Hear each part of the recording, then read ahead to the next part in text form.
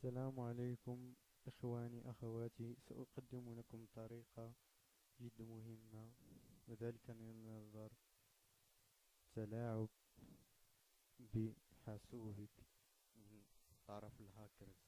أول ما نقوم به نذهب لديماري، ثم نضغط، نكتب gpdet.mesk، نضغط عليه، ننتظر لحين أن تفتح لنا النافذة.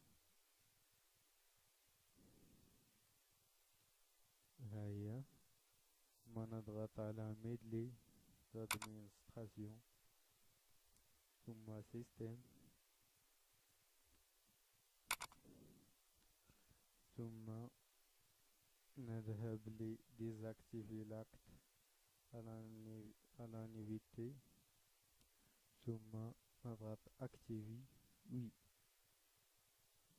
ثم applique ok، ثم نذهب إلى امبيش كما هو الحال بالنسبة للأخرى،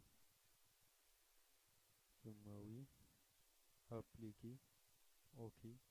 وبهذا نكون قد خلصنا، وبذلك سددنا كل الطرق التي سيدخل منها الهاكر. شكرا.